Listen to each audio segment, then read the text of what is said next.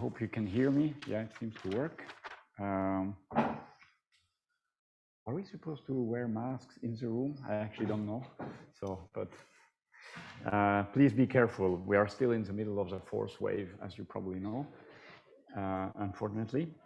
Anyway, this is being taken care of. So good evening to everybody. It's a great pleasure to introduce Marietje Schaake for her lecture, How Democracy Ends the Privatization of Governance in the Digital World, a topic we are, of course, very interested in, but also very involved in, but less from the policy side, but more on the technology side.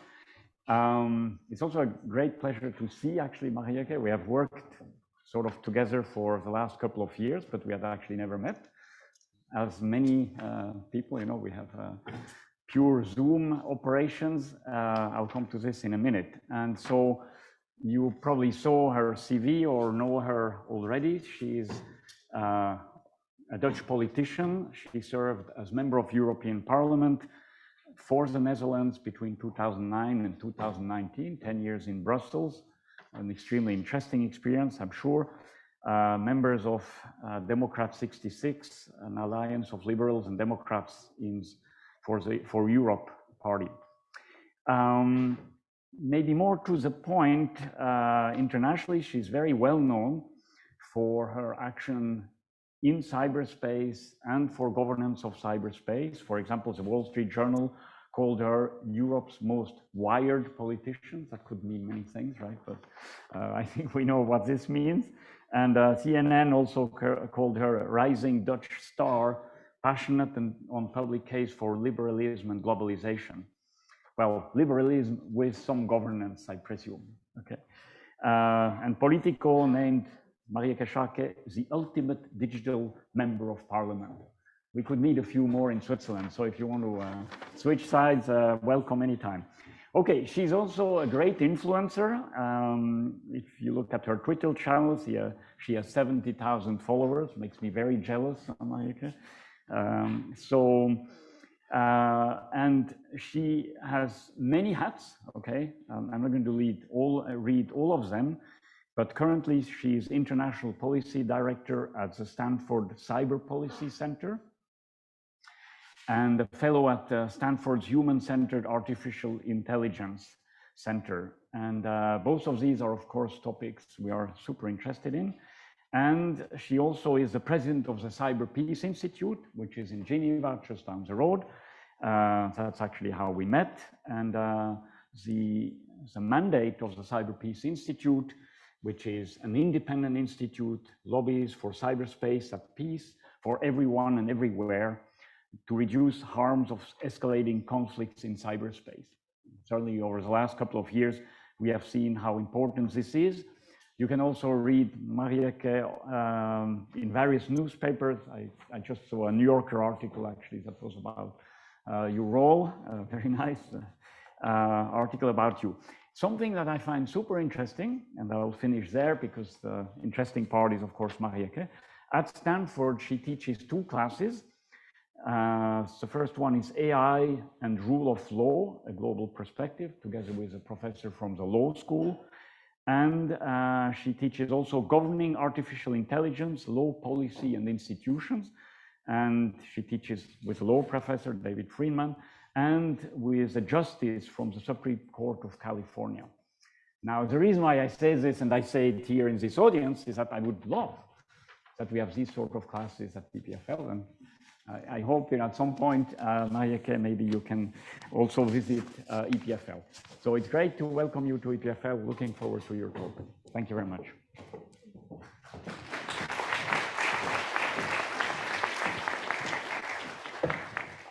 Thank you for those kind words and warm words of welcome.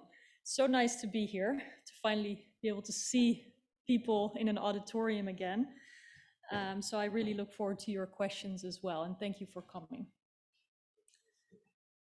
A week ago today, the US Department of Commerce listed 4 hacking companies, including the infamous NSO Group, for acting contrary to the foreign policy and national security interests of the United States. These technology companies, though, are certainly not the only ones that operate at odds with democratic principles.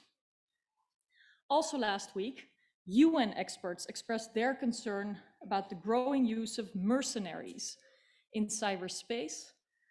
And they said that private actors provide a wide range of military and security services in cyberspace, including data collection, intelligence, and surveillance.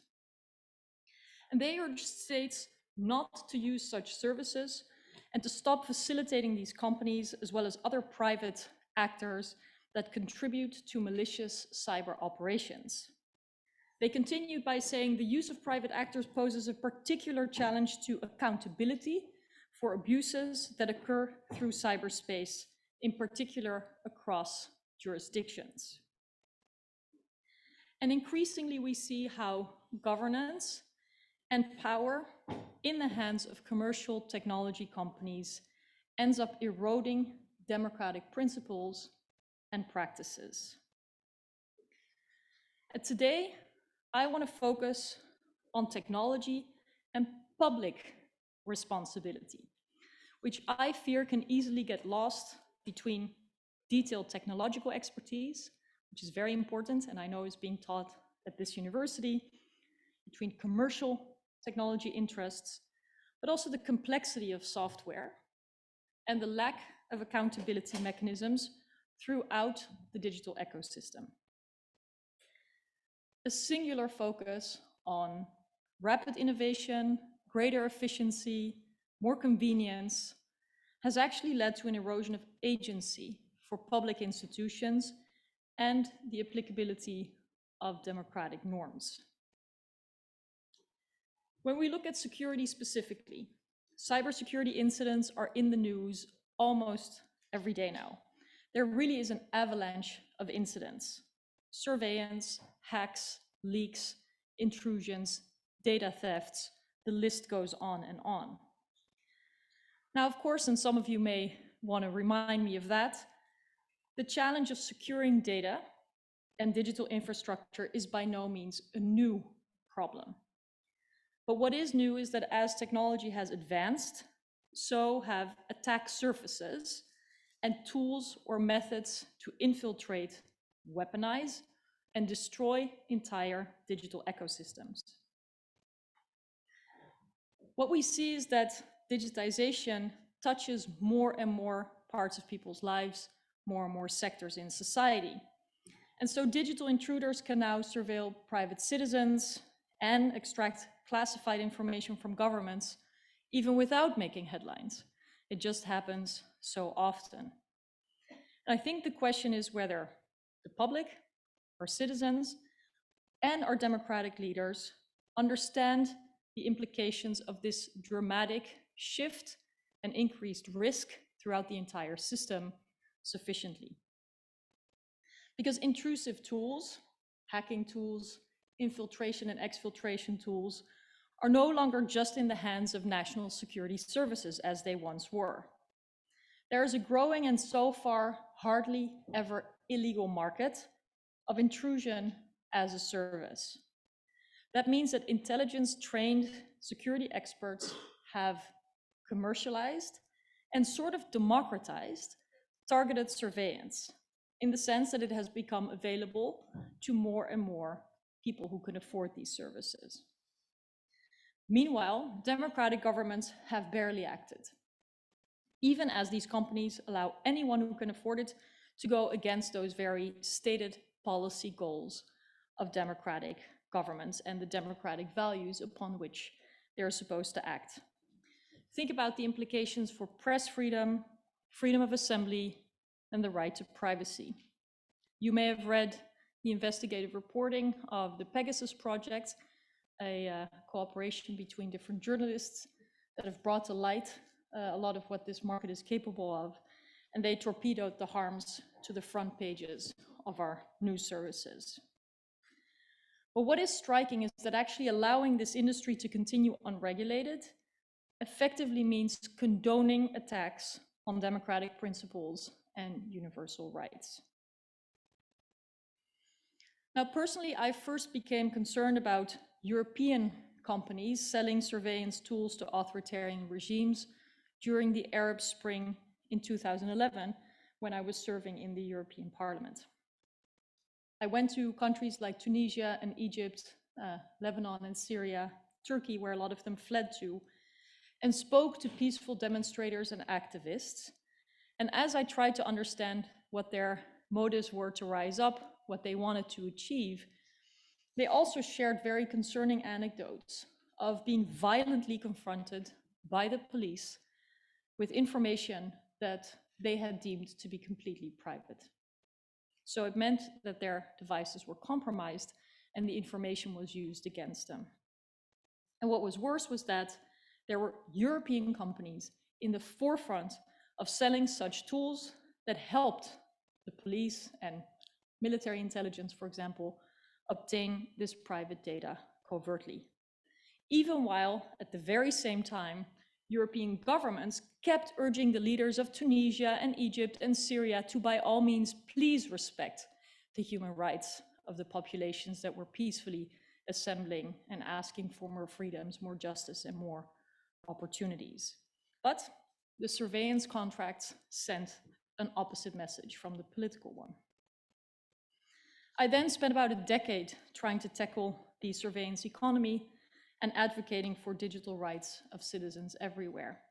I frankly think that this global perspective, the impact of technologies that may have one sort of effect in our own societies compared to the effects that they would have in different societies with different political systems and different rights protections, is often overlooked. Now, only recently, and it really took years and years and years, the European Union updated its export control laws, and the new laws entered into force.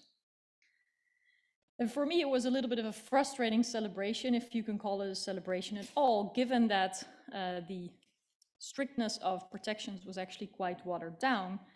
And at the same time, in the decade or 5 years formally that the European institutions worked on this law, the industry has continued to grow enormously. We're talking about $1 billion and billion-dollar industry. But additionally, the whole tool of export controls was always going to be imperfect, because what about imports, right?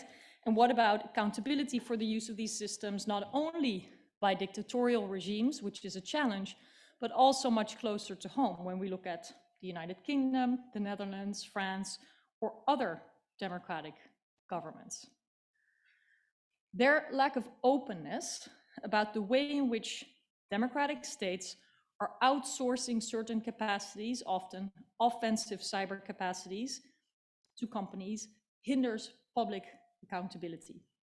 And in turn, their own use makes it harder for democratic states to convincingly condemn the use of NSO groups Pegasus and similar systems elsewhere. I share this example because I think it is so illustrative of how digitization ends up blurring the lines between authoritarian and democratic states.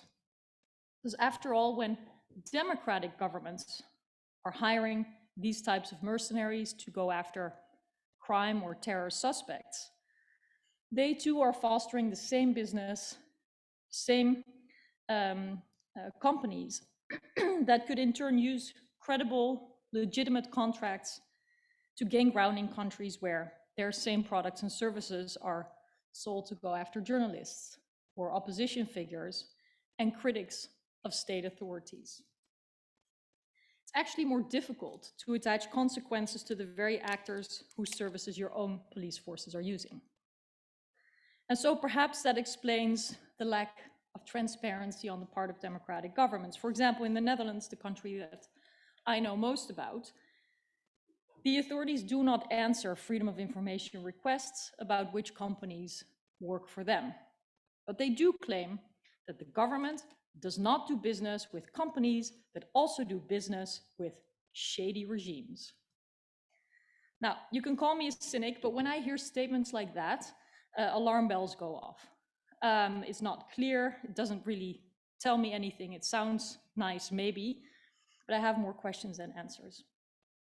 And generally, mechanisms of checks, balances, independent oversight, and accountability exist for a reason.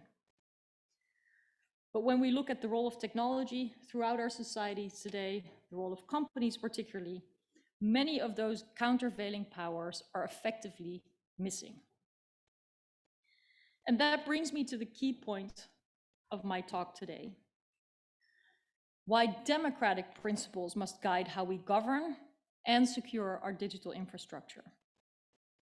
I'll go on and share a couple of more examples of why it's problematic that countries now over-depend on private companies to protect digital infrastructure. And then I'll close with an outline of some ideas for solutions that I believe can help, but I really look forward to whether you think they make sense or whether you have other ideas. So the intrusion technologies that I just talked about, hacking, surveillance, infiltration systems, may be colorful and you could argue quite an extreme example of the power of tech companies when they go against democratic states. On the other end of this story, there are, of course, governments that are willfully avoiding accountability by outsourcing a number of these tasks, jobs, efforts to companies. And I want to illustrate that with an example, because when a government wants to send men and women to the battlefield, it usually needs permission from the elected representatives of the people. This is probably different in Switzerland because it's neutral, but in most countries where questions of engaging in a war come before politicians, this is the procedure. And such a mandate ensures support for using the ultimate remedy, which is that of the use of force. But have you ever heard a defense minister asking for permission to launch a phishing attack or to take out a hostile state-sponsored troll army? Now, some of you might say, well, of course not, because that would defeat the purpose, right? These missions are covert to avoid detection, and you don't want to tip off the targets. But this dynamic is true in the same way for ground or air wars too. While the mandate to enter into acts of war is given democratically, the tactical decisions are still discreetly taken. However, the commanders in the battlefield, the defense ministers and other ministers involved know that there will be accountability when the mission is over. Civilian casualties, loss of troops, wrongly bombarded targets, they all have or should have consequences. Now, for instance, the late Colin Powell resigned due to his missteps in the US's 2003 invasion of Iraq. And the year before that, the entire government of the Netherlands resigned to take responsibility for mistakes in its role around the fall of Srebrenica in the former Yugoslavia. And only 2 months ago, the foreign minister of the Netherlands resigned over the failed withdrawal and expatriation of supporting interpreters and other support staff from Afghanistan. None of these democratic leaders were able to avoid accountability. The democratic processes worked, and they had to accept at least the political consequences. And that dynamic, that mechanism of oversight does remind us that even in times of war and conflict, laws, norms, checks, and balances apply. But such crucial parameters are often lost, ambiguous, or ignored when we face the same kinds of questions in the digital realm. This is fundamental to me because I think it is this kind of accountability, this kind of mandate and oversight that actually sets democracies apart from regimes where the powers that be literally get away with murder, not only far away in wars elsewhere, but often at home too. But more broadly, as societies are becoming more reliant on digital technologies, questions of responsibility, liability, and accountability are blurring. Democratic processes offer less transparency over privately run software used in key places compared to what we're accustomed to and may expect in the analog world. And in fact, President Biden also noted this. He made a revealing acknowledgement a few months ago at the White House Cybersecurity Summit, when he said, "Most of our critical infrastructure is owned and operated by the private sector, and the federal government can't meet the challenge of cybersecurity alone." He is correct, of course, but the dramatic reality is that most critical infrastructure is now in the hands of private companies. It's created by, operated by, and protected by tech firms. And I think that that is a problem, not for these firms, of course, but for the democratic balance of power. So how did we get to this point? Clearly, over the past few decades, digital technology and software has spread to be a part of a growing set of aspects of our lives. It's essentially everywhere. In our personal devices, in our cars, universities, factories, in agriculture, business, healthcare, media, government. And these changes have brought a lot of progress, of course, we should not overlook. New tools, better service, more efficiency, innovation, better insights. But many of you probably also know that software has fundamental dark sides. Zero-day vulnerabilities, the kinds of small flaws in software, can be exploited by hackers, and they are found across almost every piece of software we use. And I have yet to hear confidence from security researchers, experts in the field of building and protecting software, that the current amount of zero-day exploits is actually manageable. We're talking about thousands and thousands of exploits. So each time software is integrated into yet further reaching parts of our companies, governments, and personal lives, we've expanded the opportunities for those who want to seek those exploits and use them for their crimes a little bit more. It's actually interesting that the discovery and exploitation of zero days is now so common that it is almost a cliche for engineers or company executives to simply claim that software can and never will be hack-proof. Even the best functioning responsibility disclosure programs, so that is programs to incentivize the well-willing hackers to find these exploits and report them either to companies or governments, have not tilted the scale. So I think we should really let this sink in for a moment. If software is everywhere and software cannot be secured, what does that mean? Are we simply accepting defeat? For me, just shrugging our shoulders and saying that there's not much more we can do is not an acceptable answer. And I think there have to be steps taken to also hold companies to account for the products they build and that are used sometimes by billions of people around the globe every day. So throwing our hands up or giving up is not good enough, especially while the sales of these unsecured systems are continuing as we speak. At least what we need to see is that the price for criminals and also hostile states that use these same tactics must go up. We need to end impunity. And the effort on the part of the companies should also be much more serious. So I think the challenge for us as democratic societies, but also for you as students at a technical university particularly, really is how can we build digital systems, technological systems that are secure and rights respecting from the beginning? And how can these systems, these companies, these technologies be governed democratically at the same time? I think if we don't find solutions to these key questions, we may face a very dark future, one that Edward Snowden recently described as a world of people too busy playing with their phones to even notice that someone else controls them.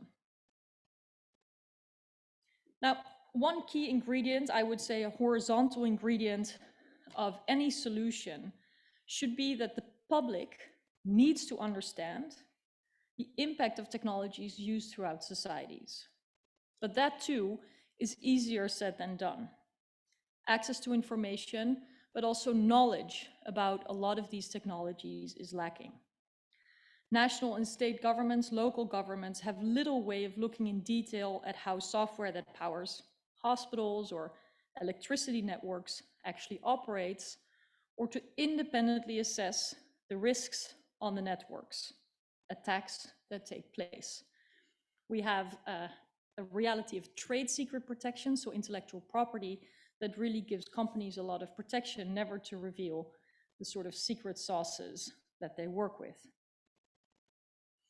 And that means that legislatures or city councils may not be aware of what security testing these systems are subject to, that national agencies are forced to rely on yet other commercial companies and data to accomplish their goals or to assess risk. Anything from building infrastructure to operating, securing, assessing for risk and defending it, it's a web of companies that have taken on these crucial tasks, often on behalf of democratic governments. And strangely, despite all the headlines about cyber attacks and hacks, the trust in this software still appears to be blind and endless. Now, of course, systems are tested by attackers, sometimes white hats, so well-meaning attackers that are trying penetration testing to see where the risks might lie, sometimes, as they're called, black hat hackers, who may do it without much consideration for ethics or other principles. And we do hear about large cyber attacks like the WannaCry hack or SolarWinds. They do make it to the headlines. But strangely, most cyber intrusions don't come as one big attack, but rather cyber attacks tend to be a series of steady punches, and when they're most successful, we may never find out about them. So instead of fixating on, what some people call a cyber 9/11 or cyber Pearl Harbor or these very big and visible events, I think it's key to take a much more comprehensive look at how democratic institutions can modify private sector incentives and take a larger role in building robust protections with processes that serve the rule of law. And of course, those types of solutions and resilience must include stronger consequences that actually discourage perpetrators that too often currently get away with the crimes that they're committing.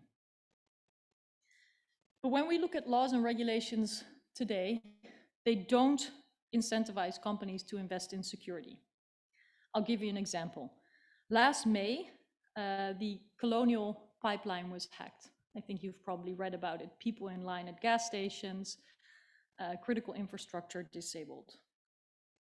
Hackers were able to take control of the Colonial system through an employee's VPN login, which did not use two-factor authentication.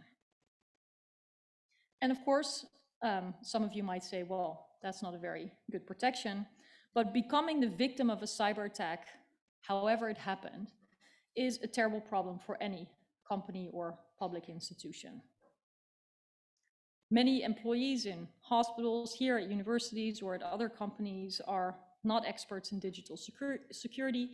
They may panic, they may have no idea what the best way forward is, and then may feel that the best way out is to simply pay the ransom that the hackers are asking to avoid negatively impacting customers or their reputation, or to stop all kinds of vital processes in the meantime. Even though, of course, on the whole, paying up perpetuates the model for these criminals. Now, following the Colonial attack, the FBI, and I think this is very peculiar, actually assisted the company in paying 4.4 million in ransom. And meanwhile, not only will the software vendors avoid being held liable for the crisis that this attack caused, it's a question whether we will ever really get a good analysis that's publicly available about what actually happened, what methods were used, and so on and so forth. But even more absurdly, Colonial's ransom payment will likely be tax deductible.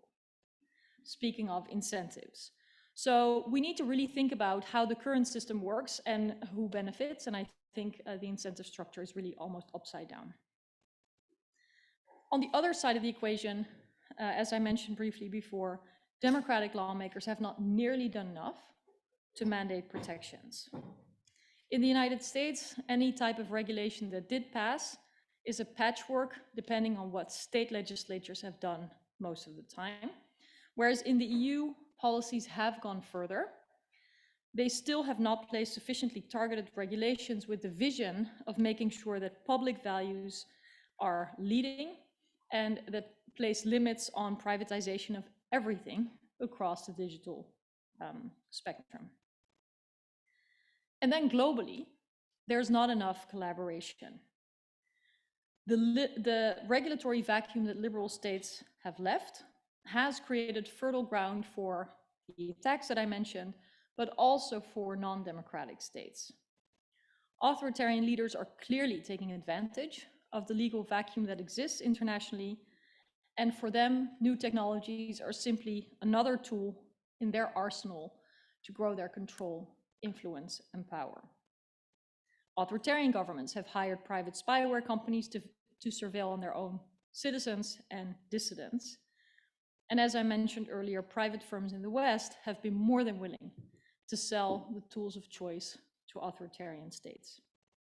But the end result is that whether we look at the other end of the world or closer to home, ordinary citizens, our neighbors, our friends, and our parents, are not at all at the center of a lot of considerations around cybersecurity, even though oftentimes it is their data and their sense of safety that is the first casualty. When Equifax settled with the FTC in the United States, following a massive leak of personal information of 147 million people, the company agreed to pay $575 million. So that is less than $4 for each person whose data was compromised. Now, I think that putting people at the center of cybersecurity will not be easy, but I think it is crucial. So I'm going to offer a couple of steps that I think can help and would love to discuss them with you. First of all, we need transparency requirements. Today, we only know oftentimes which company is selling what tools to which government because of whistleblowers and journalists. There is a lot of information that we're missing, not only on, for example, products procured, but also on attacks discovered. To make that information available to the public, governments should institute transparency as well as auditing requirements. And there need to be standards on information sharing between companies, intelligence services, and government to strengthen public knowledge about what happened, as well as incident response. There needs to be building of trust between these different actors. Secondly, and this may be controversial for some, but I really think we've reached a point, we need to ban some very harmful systems. Transparency is important, but just knowing what tools are used by your neighborhood police, rather the ones that are being sold to authoritarian regimes, doesn't really change anything necessarily. It is important that democratic governments take a position and prevent their domestic firms from selling the most harmful tools to the highest bidder.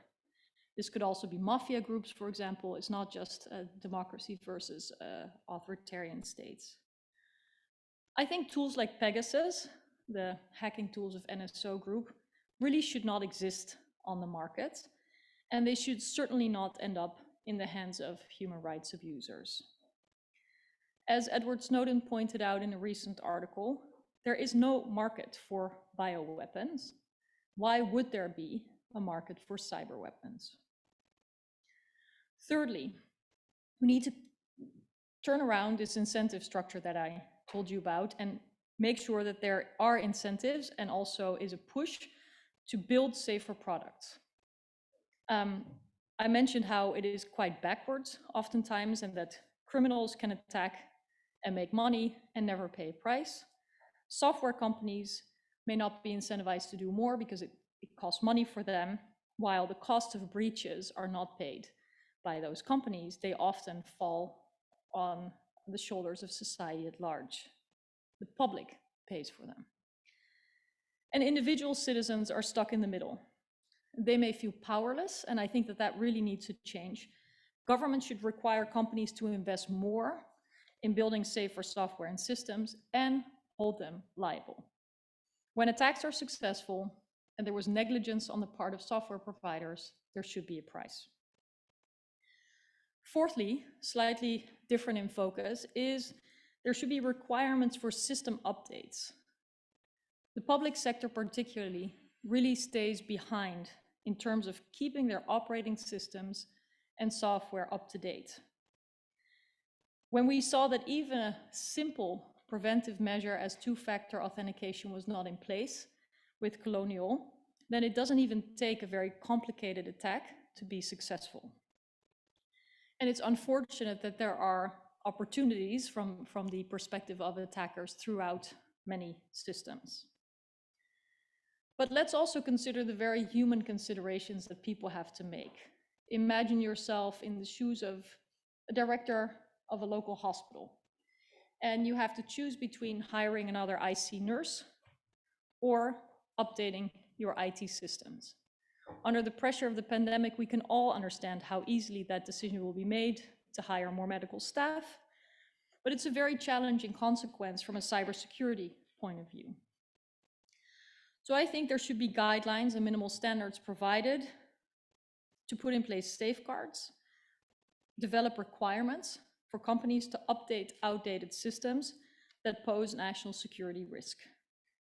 Another approach could be to have a targeted taxation of technology companies, invested in a public fund that can deploy the best knowledge to help those organizations where they can't afford it, and at least to make sure that the lowest point of security is brought up. Then fifthly, procurement, the money spent by governments on purchasing IT systems. When we take the example of the banking and financial services industry, we see that they are regulated very strictly. They have to adhere to very strict standards, audits, monitoring, rules, and whichever software the banking sector uses, the financial services sector uses, it has to allow for these regulations to continue to be met and certainly cannot undermine it. And so it means that there are specific auditing requirements also for the software that banks are using. And I think that makes a lot of sense. You know, the sector has certain regulations and software cannot undermine their responsibilities. But if there's not such clearly spelled out rules and requirements, we often see that tech vendors may sell untested blueprints, sort of experimental, innovative versions of their products, or they hype whatever they're selling with great promises. We hardly ever hear about the risk, and it leaves people unaware of potential risks and vulnerabilities. So I think it makes sense that there are stricter standards in place to ensure that there is high quality baked into contracts, and that national governments can help local governments as well as public institutions with model contracts in order to improve their negotiating position and to improve quality across the board. Sixth, and I'm almost finished, it's important, and this may also be something that we can discuss for you all, and I would love to hear how you're thinking about it. It's important that public institutions, public authorities are able to attract tech talent to help them build their services and to help the government serve the people better. I teach at Stanford, and I often talk to my students about their career ambitions. Computer science graduates, they are idealistic, but they will often end up working for the big tech companies about which they don't really have warm feelings, but that do help them pay the immense student loans that they have. I hear very few people dreaming of working for the government or improving the government or working for civil society. And so it's important that people get similar opportunities to do research, to have access to data and to compute between the private sector and governments. It's important that universities also play a part in this, and that there are incentives, maybe specialized training programs that allow for the public sector to really attract the nation's top talent or global top talent. It's important that young, bright, talented people with interest in technology see public service as an opportunity and not just as a fallback or a second best. And then lastly, zooming out a little bit, I think it is crucial that democratic countries collaborate much more effectively to create critical mass globally. International organizations to which people often tend to look, the UN, for example, can really only act when there is political leadership from their member states.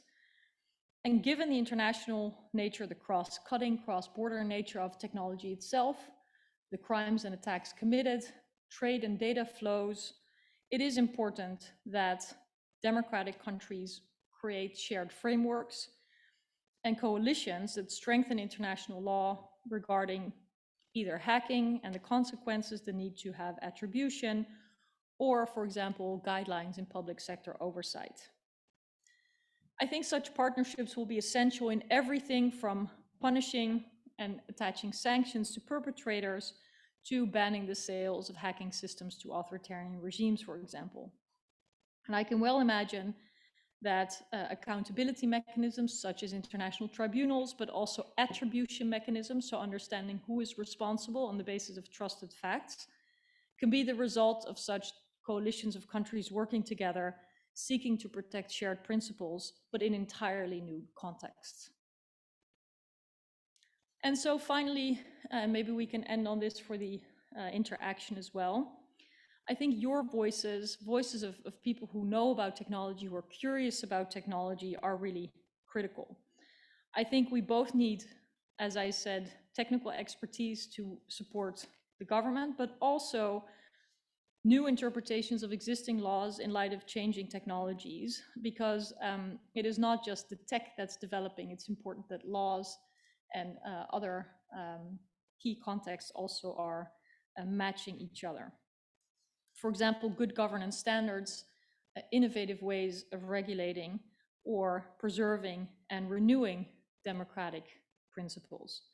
I think it's important to shift the focus around digitization from only focusing on what are the cool things that can be expected and the excitement, to really also look at what the impact is on the public, on democracy, and on the principles that we really don't want to see disrupted.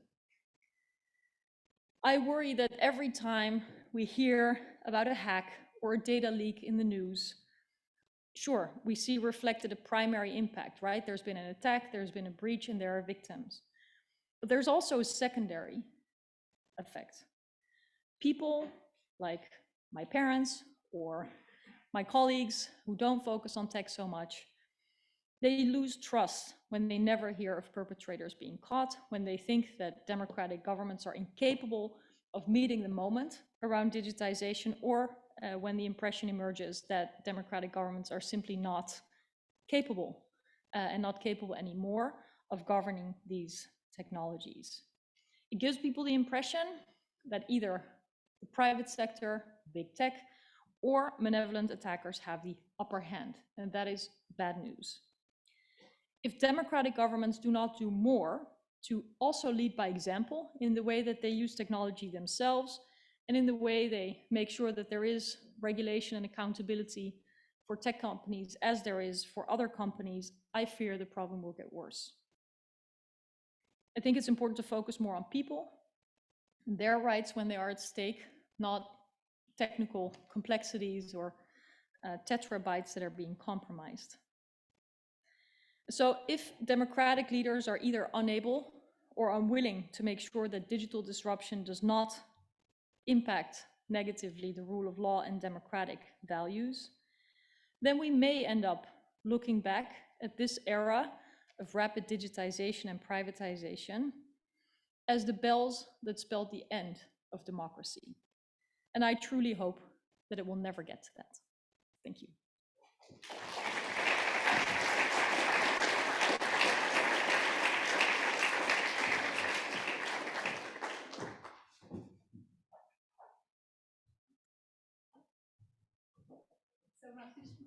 So yes, I think we can sit here. Marietje, I would like to thank you so much for coming over to Lausanne today. It was great. I think you see the room here. It's a room full of students, researchers, and others who are interested in these matters. And I think your talk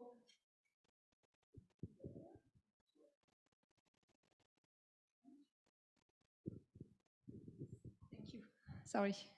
So I think your talk reveals a lot about how technology can be used well, but also misused, and how society, which develops this technology, is in turn influenced by this technology, and even bad actors are influenced and use this technology in a way that is undesirable. So I have a first question to you before welcoming other questions, and especially participation from Jean-Pierre Hubaux.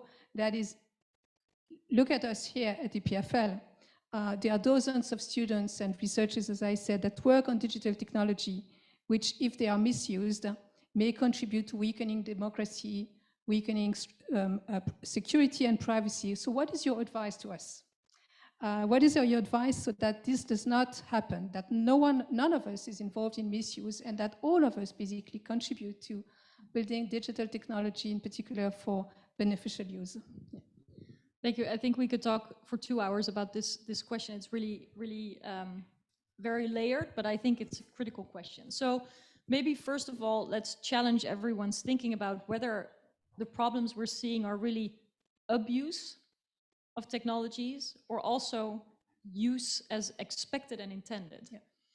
And so I think we often talk about and hear about the abuse of technologies, for example, abuse of Facebook's platform, while actually the opportunity for malign use or for harm was actually built into the system, or risk, for example, was completely ignored. And I think here everybody can be a part of trying to bring in different voices, different views. So for example, at Stanford, we have the following discussion.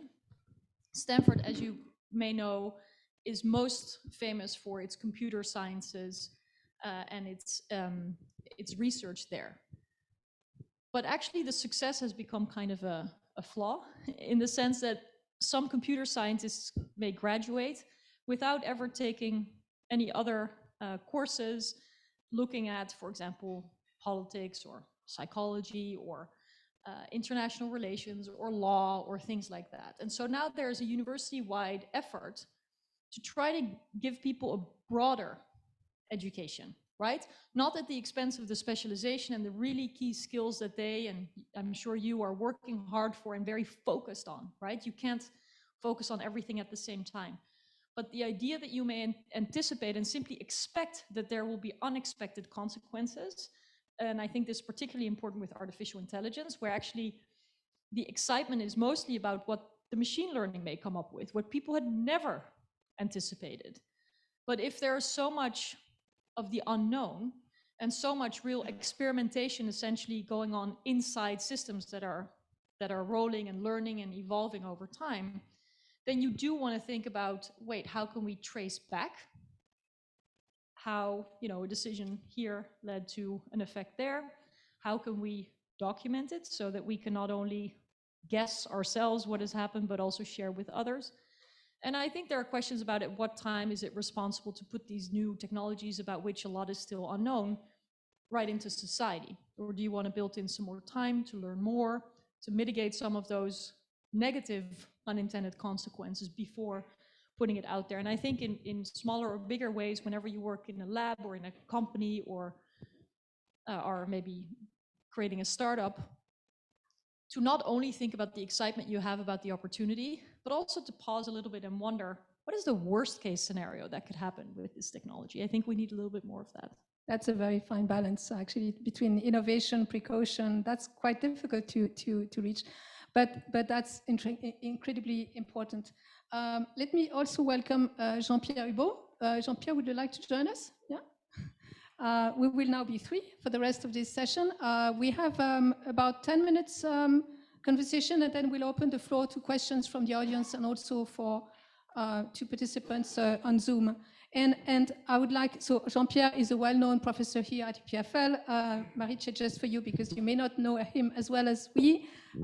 He works to develop response strategies and techniques to address a range of concerns around precisely security and privacy.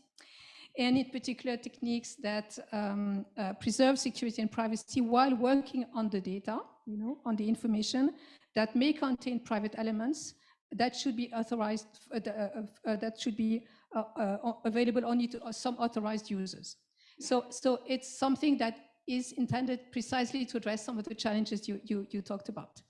And I would like to ask the two of you a series of questions around precisely the tension between, again, the misuse and the positive use of the technology. So we have a lot of techno around, that are being used for enhancing democracy. Okay?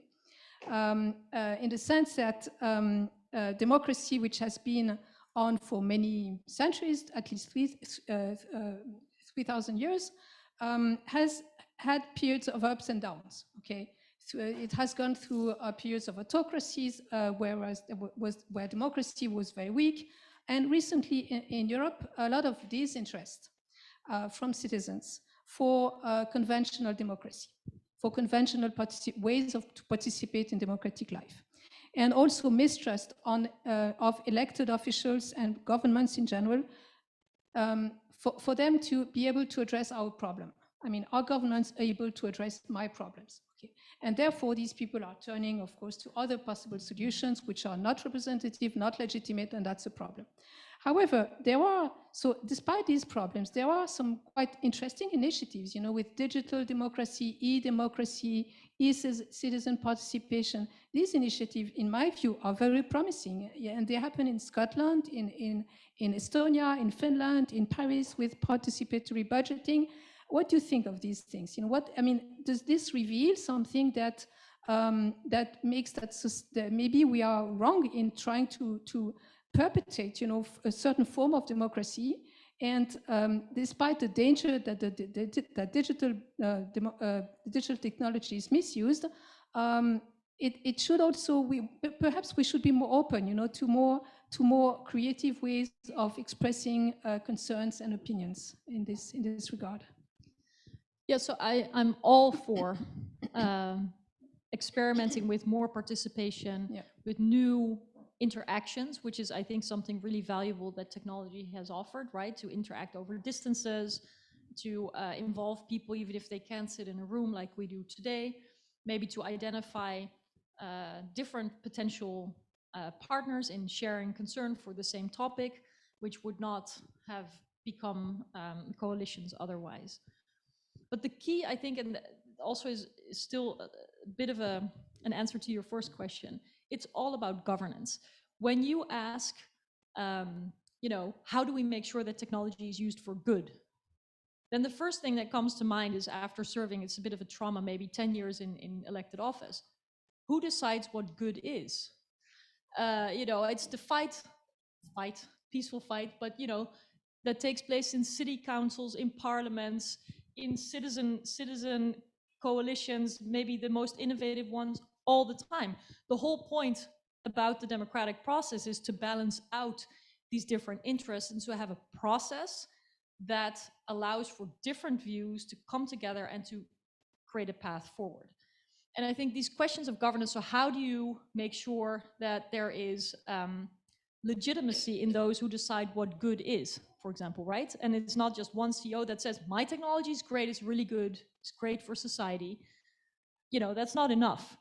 And I think the same for these innovative processes. I think there's enormous potential, but the question remains, how can you ensure that there is representation? How can you ensure that there is inclusion, that people who may not be, easily able to access these innovative platforms, their voices are heard, that the interests of minority populations, whether it's ethnic, religious, age, or political minorities, are weighed in, etc., etc. So by all means, let's innovate. I think democracy needs it. But let's say either by saying we're doing something good or by saying we're innovating doesn't necessarily mean convincingly for me yet that it's also actually true in the eyes of the people that are supposed to benefit, not just in my eyes, but the citizens involved. So I think that is a crucial aspect also to answer the question about how to make sure that technology is used for good. Thank you. Jean-Pierre, what's your thoughts about that? Yeah, thank you very much. Yeah, so Indeed, the distinction between what is good and not good is absolutely crucial. And actually, coming back to your talk that I really enjoyed and appreciated, there's one thing I'd like to emphasize is that, well, you pointed out, Mariette, is that there is this distinction between the democratic and the non-democratic regimes, but that makes sense up to a certain point, right? And let's face it, even the Western democracies face notably one thing, which is the permanent state of war of the planet, right? So there is this, we have to keep in mind that we are in a world that is immensely militarized. And there used to be, the three levels of, the land military, the maritime military, the air force, and the fourth dimension is the cyberspace. Well, so cyberspace has become, unfortunately, a place where battles are fought. Right? And so any country that wants to have a credible defense has to invest on those cyber weapons. Right? Otherwise, because we know that the modern war is fought, especially at the beginning, by a massive cyber attack. Right? This is unavoidable. Right? So how do we, so which means that, the countries that you pointed out as being the ones who should lead the charge in being, the good guys and making things go in the right direction, actually are facing this dilemma that they have to invest on those topics, and they do it, right? And everyone does it, right? Of course, to various extents, but if you take the Western camp, notoriously, the US and UK are investing massively on those things. And then what happens, unfortunately, is that some of these weapons, because of bribery, because of whatever, end up then in the hands of the organized crime, and then, of course, they percolate to authoritarian regimes and are used and misused against journalists, activists, and so on, and NGOs. So that's, I think we are really in a situation that is extremely difficult from that point of view, also because these weapons are very, very easy to convey, right? We're talking about software, so that it can be just sent over the internet, it can be encrypted in a file, whatever, right? So I think the problem, I understand, I agree with the seven, measures that you have mentioned, but I think there's an immense effort to be made in order to enforce this, because one big difference with let's say, the example you brought up of bioweapons, right? Bioweapons, okay, there are bans against that because they are terrifying weapons. But the problem is that software is immensely malleable, right? So you change one byte and the whole thing changes, its purposes and its effect.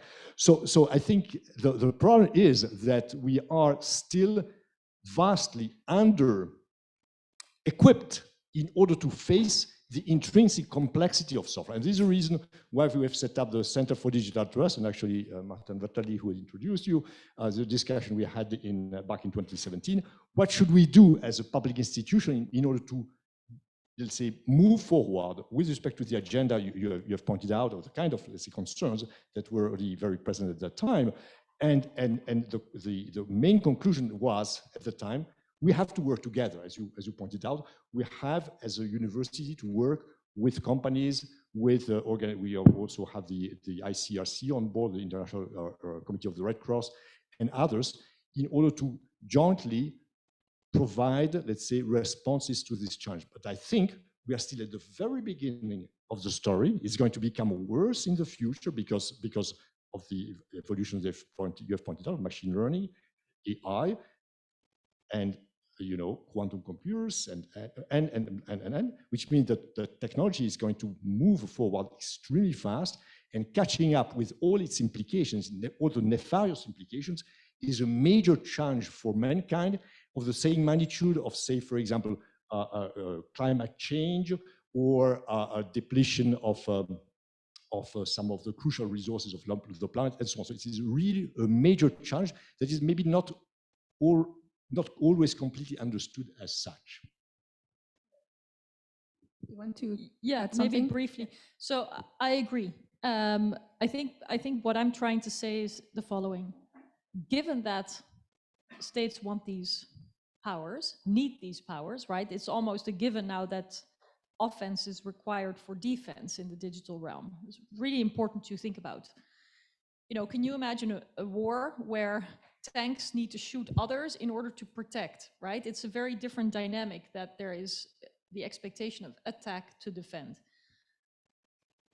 What I don't think is a good solution is to over-outsource to companies without understanding and controlling the way in which these tools are used, when, how, and with oversight.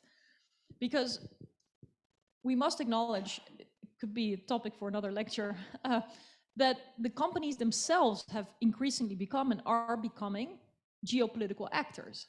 You know, their decision to respect or not respect the law of the land, respect which laws of which land, right? Is a company going to say, well, if our cyber tools are proliferating, which they are, I think this really is important to know, tools procured by French Defense Forces or the American intelligence services do not stay where they are supposed to be. They spread around the world, the knowledge spreads, they get sold onwards. Maybe a company thinks, well, great, now that we've developed this wonderful product for these people, we change it a little bit, now we're going to sell it to everybody else who wants to buy it. So the advantage of having the best innovative tools is often short-lived. And it means that it's also going to adversarial power. So there's a question of what is the proper role for companies? To what extent will they in the future develop even more geopolitical agendas of their own? And does it make sense that democratic states are helping them to do that? I would say no. But also going back to the very basics, which is sometimes helpful. You know, having these weapons and fighting in the digital domain is allegedly intended to defend our open societies, right? We want to defend against hybrid warfare, against compromising data, against disinformation, against attacks on our critical infrastructure, on our elections, and so on and so forth. But we must, just like the war on terror, must have in mind within which boundaries you can justify measures in the interest of defending open societies without compromising those open societies. And this is something that I really worry about in the digital context, because as there is a sort of rush to buy these tools and to use them, there's not at all a rush to update the legal frameworks to make sure that there are those mandates given, as I mentioned, as one illustration, you know, to go into the battlefield, to be accountable afterwards. And what I think is a bad outcome is if there is a kind of invisible war going on below the surface that nobody really knows about, except for a couple of companies and a couple of authorized institutions, and that will escalate, and people, democratic, parliaments and other institutions are completely in the dark about. Mm-hmm. And I think that unfortunately is the direction we're going now, and that trend needs to be reversed. Yeah, thank you very much. So we're going to begin to take a few questions from the audience. Joris is going to pass the mic, my mic actually, I guess. Are there already questions? Or okay. Okay. Then yeah, okay, yes, please. Yeah. Thank you. You made a pivotal statement at the beginning saying that the fact that government outsource their digital capabilities hinders their liability or accountability, which I read as governance driven by democratic principle gives way to a governance driven by profit. To counter that, two questions.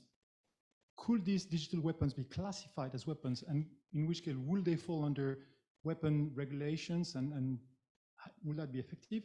Or could governments or UN entities for that matter take shares in these entities, controlling shares, to have some sort of a influence?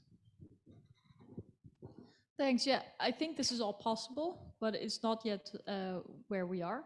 I think the question of classifying as weapons is going to be a really interesting one, because as you mentioned, in theory, you can sell an empty box and fill it with software and knowledge, you know, with a couple of mouse clicks, because what's important to understand about these hacking companies, it's really not only products and services, it's also consulting. So for example, when, you know, a French company sold hacking tools to the Syrian government. It sent its people to Damascus and say, hey, this is where you need to look, and this is where the data assembles, and if you want to find resistance as a word, this is how you search it. It's not sort of click and play. So there are a lot of different elements in these services involved.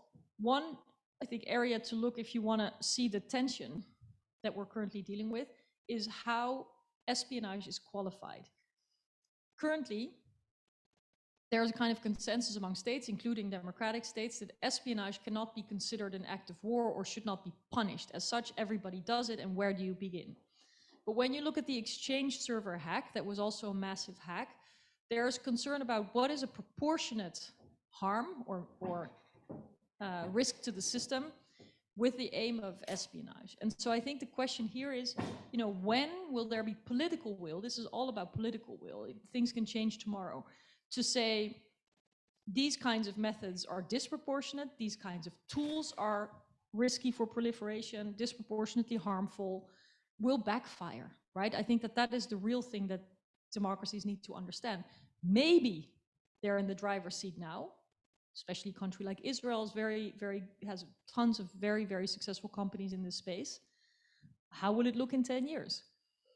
How would we feel if journalists writing critical articles about China are systematically hacked, and we have no threshold? We don't have a rule to say this is unacceptable. We're going to attach consequences. I think a lot of harms or mistakes made in governing technology came from the idea that, let's say, the US would be the first to make and decide forever with the technologies. And it's just not to be expected.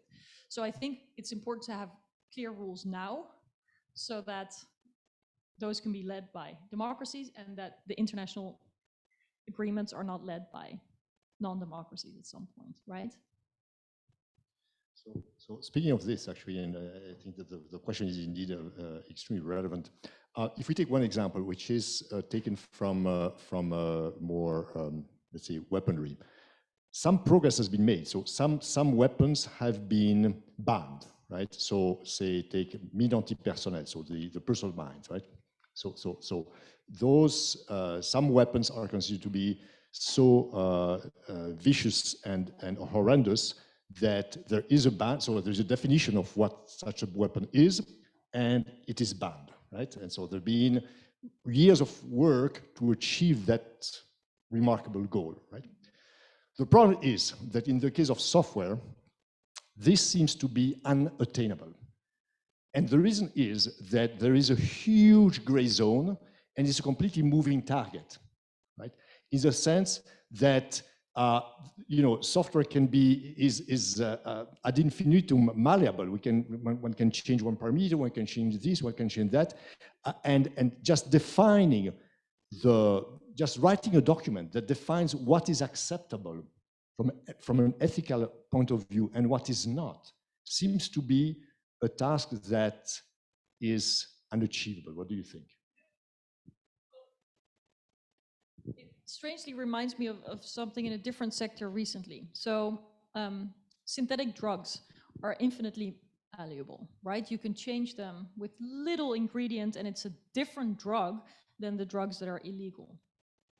But still, for all intents and purposes, it's just as addictive, just as harmful, et cetera, et cetera. So I think instead of trying to chase the ever-changing thing of the technology or the drugs in this case, another approach could be to say, we have a goal, which is to stop the proliferation of these cyber weapons, right? We want to make sure they don't fall into the wrong hands, and we need to get a grip on this market. Clearly, there can be infinite variations of this roughly similar systems, but if you have a regulator that's mandated to stop that proliferation, I think they might be able to be empowered to say, okay, well, we have a new product or service here. It's a little bit different than the previous version, a little bit different than the previous version, but the goal and the impact is roughly the same. So we're going to impose the same restrictions. One kind of funnel through which you can push companies is that of a licensing requirement. So you can say if you make products, software in a certain category, then you have to obtain a license before you can sell. And that means that they have to stop at a desk and say, hey, this is what we're making, instead of just telling nobody, right? Which is, for a long time, has been the case with these cyber weapons. So I think through licensing requirements and through empowering regulators, we can do more. I'm not suggesting this is perfect. I don't have a magic wand either, but we can begin to take steps towards making it more transparent, getting a better grip on the market, and creating moments to stop and check before a sale. Briefly react to this, which, okay. Very briefly, the concern I have with this is that if this succeeds, then the countries where there is a rule of law might indeed not do those things, and then there's going to be a race to the bottom by the other countries where there is no checks and balances, right? And they are going to essentially dominate the market, and what do we gain? We have just lost one market. So that's quite awful. And they have the technology; they know how to do it. That's a very complicated issue, and also, I mean, it's not possible to regulate the technology.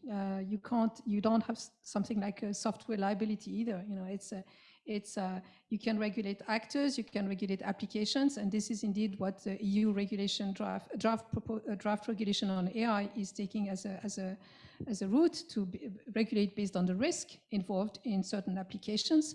But that's a very complex matter. So I see quite a few questions. I also have a few questions on Zoom. I would like to take one or two questions on Zoom, and we finish at, is it okay to finish at 10 past? No, please go ahead. No, that's for you. Okay, I have two questions. The first for Jean-Pierre. There are problems that are very well defined, like the automatic lethal weapon systems, and they should be banned. And people are working on that, but the progress is extremely slow. And that can be banned because it's a well-defined problem, like, for example, selling plutonium. But for Mariette, I have another type of consideration. You talk about corporations. Corporations are driven by the money that they can make. And what we have, everybody has a phone which is extremely cheap. That's not representing the value it has because it's the backdoor to services. So why cannot we legislate the layers that have to be put on the phone, make them more expensive, but give more security to the people? This can be done. Yeah, I would applaud the politician who is going to stand before the people and say, I'm going to make your phones more expensive. But I do think governments can create markets by also just increasing the requirements. Like you said, it's entirely possible. So it doesn't necessarily have to be a more expensive phone. I actually think that the companies could afford it, right? They're making billions, the ones that are making your phone and mine. So I think more requirements are to be expected. There's always complaints, right? These companies are going to say that it's the end of the world and the end of the internet and what have you. But it's going to have to happen because the systemic risk that is baked into the way in which we use technology now is just, it's unsustainable. And I'm sure that at some point there will be an incident that will make this more clear to more people, and then there will be momentum for action. And I just hope it doesn't have to get that far, but that's normally how these things go. Crisis response creates space. So now that our governments have sold our soul to the devil, or soul of their people to the devil, I have a question from someone on Zoom who says, we see how recently some governments are trying to take back their role by banning certain apps and services like TikTok in India. And do you approve their approach? And how would you suggest to conciliate these two worlds? Well, I don't think every government action is equally legitimate and doesn't lead to the same outcome. So I come back to the answer I gave before. It's all about, you know, governance and what aims you have. My sense is that the aim of the Indian government is to restrict access to information, not to improve cybersecurity, for example. But it is inevitable that states will advance their own self-interest. For too long, I think the fear for authoritarian regimes to step up or to do something that, you know, we may not want has actually paralyzed democratic societies. So of course, if we ban cyber weapons, others will make them. There is no doubt, but they will also face the consequences. And I don't think well, if we do something, then others will do it is reason enough not to act in the interest of the values and the principles of your quote unquote own society. And I think that the example of India, even if I think it's a negative one, reminds us that there will be steps taken, and they will also contribute to international norms. And so it's important that democracies don't just say, well, hands off is our norm, but that they actually have a assertive model of governance that they can defend and negotiate and push internationally. Any concluding remark? Because I think it's very late and we have to conclude, and the aperitif is waiting for us. Yes. In that case, I'm sure there's no more questions, right? No. Wow, sorry. Yes, there is one question. If you can.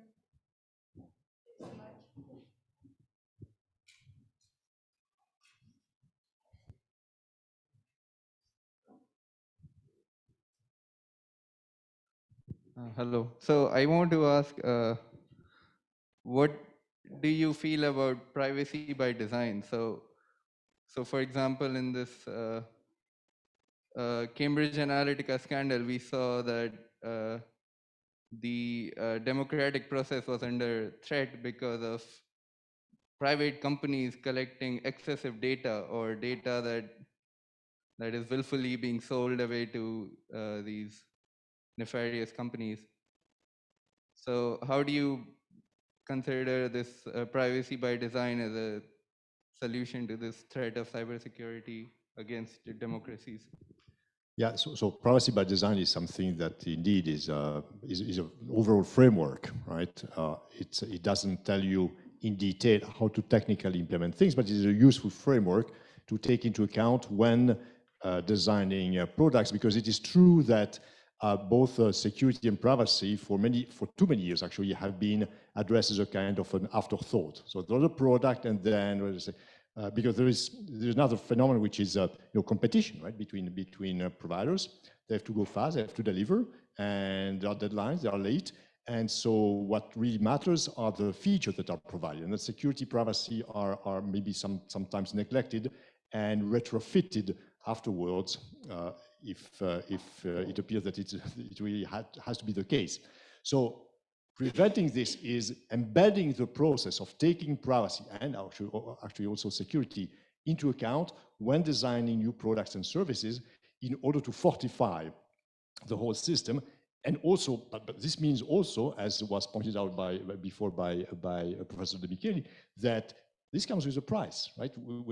It costs, because it's going to be more engineering effort, and as a consequence, we as consumers have to accept the idea that the super cheap devices that we can afford, all of us can afford, most of us can afford nowadays, are going to become more pricey because they are going to be better protected.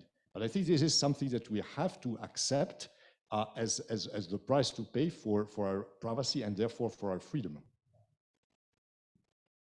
So I would like to thank everyone, starting with Jean-Pierre and Marietje, for this very inspiring talk again.